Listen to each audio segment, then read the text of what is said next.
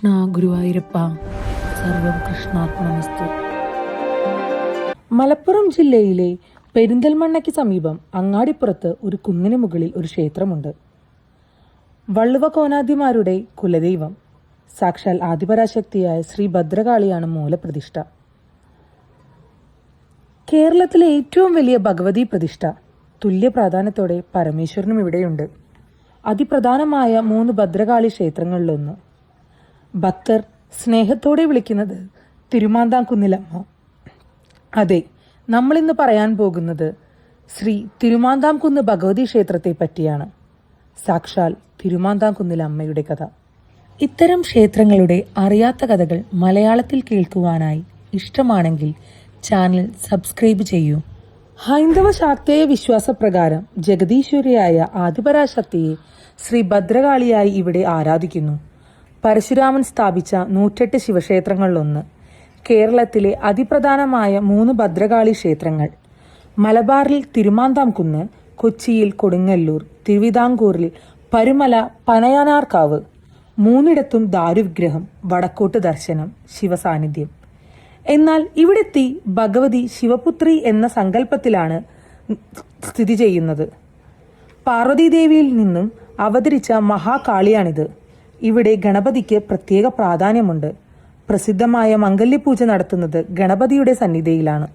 തിരുമാന്താംകുന്നിന്റെ ഐതിഹ്യം മാതാതാവിൽ നിന്ന് തുടങ്ങുന്നു. സൂര്യവംശത്തിലെ രാജാവായിരുന്ന മാതാതാവ് രാജ്യം ഉപേക്ഷിച്ച് സന്യാസം സ്വീകരിച്ച് മഹർഷിയായി ഭാരതം മുഴുവൻ ചുറ്റി സഞ്ചരിച്ചു. അങ്ങാടിപ്പുറത്തെത്തിയ അദ്ദേഹം അവിടുത്തെ വനസൗന്ദര്യവും ശാന്തതയും കണ്ട് നീണ്ടകാലം ശിവനെ തപസ് ചെയ്തു. മുന്നിൽ പ്രത്യക്ഷപ്പെട്ട ശ്രീ പരമേശ്വരനോട് ലോകത്തിലെ ഏറ്റവും മനോഹരമായ ശിവലിംഗമാണ് അദ്ദേഹം വരമായി ചോദിച്ചത്. എന്നാൽ ആ ശിവലിംഗം പാർവതിയുടെ കയ്യിലാണെന്ന് അറിയാവുന്ന ശിവൻ ധർമ്മസങ്കടത്തിലായി. ഒടുവിൽ പാർവതി അറിയാതെ ആ ജ്യോതിർലിംഗം ശിവൻ മാതാതാവിന് സമ്മാനിച്ചു. ശിവലിംഗവും ശിരസിലേറ്റി അദ്ദേഹം കൈലാസത്തിൽ നിന്ന് യാത്ര തിരിച്ചു. ആ ശിവലിംഗം സാധാരണമായിരുന്ന ഒന്നായിരുന്നില്ല. ശിവനെ ഭർത്താവായി ലഭിക്കാൻ സാക്ഷാൽ പാർവതീദേവി ആരാധിച്ചിരുന്ന ശിവലിംഗമായിരുന്നു അത്. തന്റെ കൈവശമുണ്ടായിരുന്ന ശിവലിംഗം നഷ്ടപ്പെട്ടതായി അറിഞ്ഞ പാർവതീദേവിയുടെ കോപം അതിരുകടന്നു. ആ കോപത്തിൽ നിന്ന് ഉഗ്രരൂപിണിയായ ശ്രീ ഭദ്രകാളി പ്രത്യക്ഷപ്പെട്ടു. നഷ്ടപ്പെട്ട ശിവലിംഗം തിരിച്ചു കൊണ്ടുവരാൻ പാർവതീദേവിയുടെ ആജ്ഞപ്രകാരം ശ്രീ ഭദ്രകാളിയും ശിവഗണങ്ങളും പുറപ്പെട്ടു. ഇതിനിടെ ഭാരം കൂടിയതായി തോന്നിയ മാതാതാവ് ഈ വനപ്രദേശത്ത് ശിവലിംഗം താഴെ വെച്ചു. അതവിടെ ഉറച്ചുപോയി. മാതാതാവും ശിഷ്യന്മാരും ആ ശിവലിംഗത്തെ ആരാധിച്ച് ഇവിടെ കഴിഞ്ഞുകൂടി. ആ സമയത്താണ് ശ്രീ ഭദ്രകാളി തന്റെ പരിവാരങ്ങളുമായി ഇവിടെ എത്തുന്നത്. എന്നാൽ ശിവലിംഗത്തിന്റെ അപാരമായ ശക്തി മൂലം കുന്നിനു മുകളിലേക്ക് കയറാൻ അവർക്ക് കഴിഞ്ഞില്ല. ദേവിയുടെ സൈന്യം തങ്ങളുടെ ആയുധങ്ങൾ മുകളിലേക്ക് എറിയാൻ തുടങ്ങി. മാതാതാവിന്റെ ശിഷ്യന്മാർ കാട്ടുപഴങ്ങളായ ആട്ടങ്ങൾ പറിച്ചു തിരിച്ചെറിഞ്ഞു. ഈ യുദ്ധം 15 ദിവസം നീണ്ടുനിന്നു. ഭഗവാന്റെ അനുഗ്രഹത്താൽ ഓരോ ആട്ടങ്ങയും ഗണങ്ങളുടെ മുകളിൽ ഓരോ ശിവലിംഗങ്ങളായാണ് വീണത്. ഒടുവിൽ ശിവഗണങ്ങൾക്ക് തിരിഞ്ഞോടേണ്ടി വന്നു. ഈ യുദ്ധത്തിന്റെ ഓർമ്മയാണ് ഇന്നും ഇവിടെ ആട്ടങ്ങയേറ് എന്ന ചടങ്ങ് നടത്തുന്നത്. ഇതുകണ്ട് ഉഗ്രരൂപം പൂണ്ട ഭദ്രകാളി നേരിട്ട് വന്ന് ബലമായി ശിവലിംഗം എടുത്തുകൊണ്ടുപോകാൻ ശ്രമിച്ചു. മഹർഷിയാകട്ടെ ശിവലിംഗം വിട്ടുകൊടുക്കാതെ ഇറുക്കിപ്പിടിച്ചു. ആ ബലപ്രയോഗത്തിൽ ജ്യോതിർലിംഗം 2ആയി പിളർന്നു. മഹർഷിയുടെ ഭക്തിയിൽ സംപ്രീതനായി മഹാവിഷ്ണുവും ബ്രഹ്മാവും ശ്രീ പാർവതിയും പ്രത്യക്ഷപ്പെട്ടു. ഈ ശിവലിംഗം എനിക്ക് ഏറെ പ്രിയപ്പെട്ടതാണ്. ഇതിനെ പിരിയാൻ എനിക്കാവില്ല. ഇത്രയും പറഞ്ഞ് പാർവതീദേവി ശിവലിംഗത്തിൽ ലയിച്ച് അപ്രത്യക്ഷയായി. ആ സ്ഥാനമാണ് ഇന്ന് ശ്രീമൂലസ്ഥാനം. ഇന്നും ഇവിടെ ശിവലിംഗം പിളർന്ന രീതിയിൽ തന്നെ കാണാം. പാർവതിയുടെ ആഗ്രഹപ്രകാരം സപ്തമാതാക്കളോടും വീരഭദ്രനോടും ഗണപതിയോടും കൂടി ഭദ്രകാളിയെ വടക്കോട്ട് അഭിമുഖമായി പ്രതിഷ്ഠിച്ചു. മാതൃശാല ശ്രീകോവിലാണ് തിരുമാന്താംകുന്നിലമ്മയുടെ പ്രതിഷ്ഠ. കേരളത്തിലെ ഏറ്റവും വലിയ ഭഗവതി പ്രതിഷ്ഠ. 6 അടിയോളം ഉയരമുള്ള ദാരുവിഗ്രഹം. വടക്കോട്ടാണ് ദർശനം. ഇടതുകാൽ മടക്കി വെച്ച് വലതുകാൽ താഴോട്ട് തൂക്കിയിട്ടിരിക്കുന്ന രീതിയിലാണ് ഈ പ്രതിഷ്ഠ.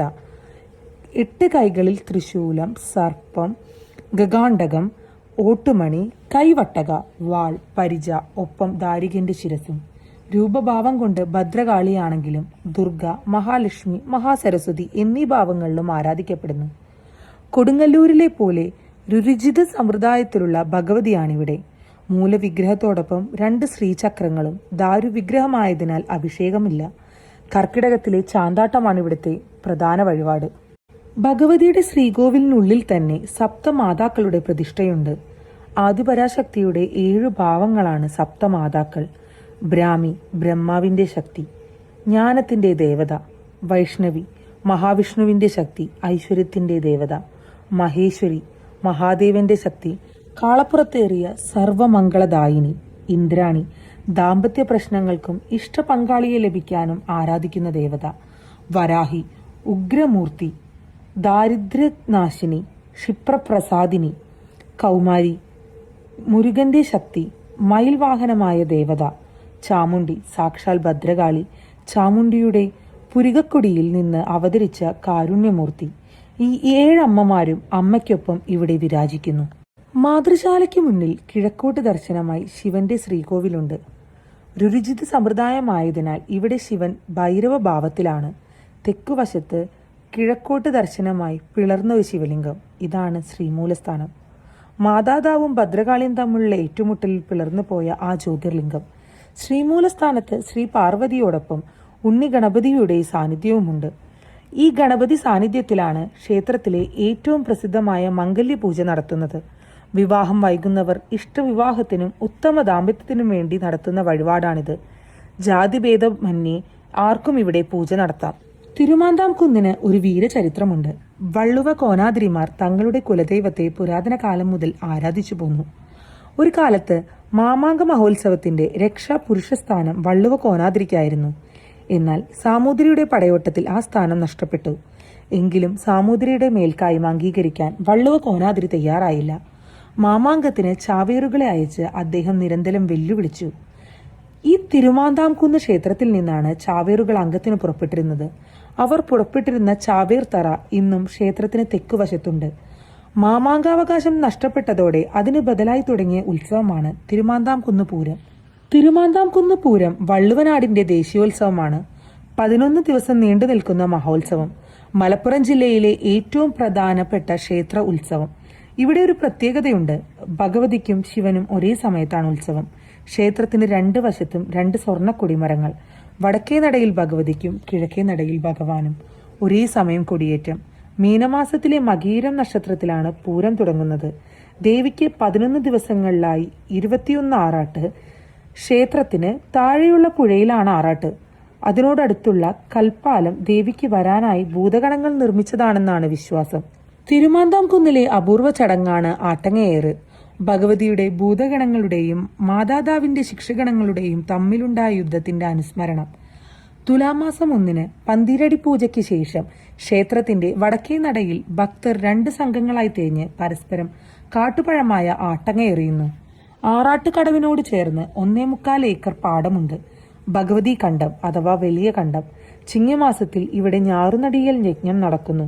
സ്ത്രീ പുരുഷ ഭേദമന്യേ ആയിരക്കണക്കിന് ഭക്തർ വന്നു ചേരുന്നു. ഭഗവതി കണ്ടത്തിലെ നടിയിൽ ഒറ്റ ദിവസം കൊണ്ട് പൂർത്തിയാക്കണമെന്നാണ് വിശ്വാസം. തിരുമാന്താംകുന്നിലെ മറ്റൊരു അപൂർവത കളംപാട്ട്. ഭദ്രകാളിയെ പ്രകീർത്തിക്കുന്ന തോറ്റംപാട്ടുകൾ. വൃശ്ചികം 1 മുതൽ മീനമാസത്തിലെ രോഹിണി നാൾ വരെ 4 മാസം നീണ്ടു നിൽക്കുന്ന ഈ കളംപാട്ട് മറ്റൊരു ക്ഷേത്രത്തിലും കാണാനാകില്ല.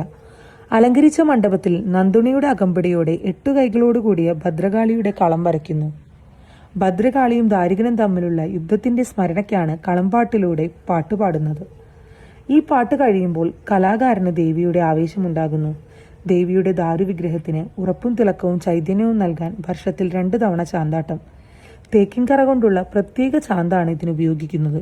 ഭഗവതി പ്രധാനമായ ഈ ക്ഷേത്രത്തിൽ നവരാത്രി ഉത്സവം അതിപ്രധാനമാണ്. കന്നിമാസത്തിലെ 9 ദിവസം. ദുർഗാഷ്ടമിക്ക് പൂജവെപ്പ്, വിജയദശമിക്ക് വിദ്യാരംഭം. കാളിദാസന് വിദ്യ പകർന്ന ഭഗവതി ആയതിനാൽ ഇവിടെ വിദ്യാരംഭം നടത്തുന്നത് ഐശ്വര്യകരമാണെന്നാണ് വിശ്വാസം. അതിനാൽ ധാരാളം കുരുന്നുകൾ ഇവിടെ ആദ്യാക്ഷരം കുറിക്കാനെത്തുന്നു. ശിവനും ഭഗവതിയും ഒന്നിച്ച ക്ഷേത്രം. കേരളത്തിലെ ഏറ്റവും വലിയ ഭഗവതി പ്രതിഷ്ഠ. പിളർന്ന ജ്യോതിർലിംഗം. ചാവേറുകളുടെ വീരസ്മരണയും വള്ളുവനാടിന്റെ ദേശീയോത്സവവും എല്ലാം ഒത്തുചേർന്ന പുണ്യഭൂമി. വള്ളുവനാടിന്റെ പരദേവത, സർവാഭീഷ്ട പ്രസാദിനി. ഇന്നും തിരുമാന്താംകുന്നിലമ്മ തന്റെ മക്കൾക്ക് അനുഗ്രഹം ചൊരിയുന്നു. തിരുനാമാന്താംകുന്നിലമ്മേ ശരണം. വീഡിയോ ഇഷ്ടമായെങ്കിൽ ലൈക്കും ഷെയറും കമന്റും ചെയ്യൂ. കൂടുതൽ വീഡിയോസിനായി സബ്സ്ക്രൈബ് ചെയ്യൂ. ബെൽ ഐക്കൺ ഓൺ ചെയ്യൂ. അടുത്തൊരു ഭഗവത് ഐതിഹ്യവുമായി നമുക്ക് വീണ്ടും കാണാം.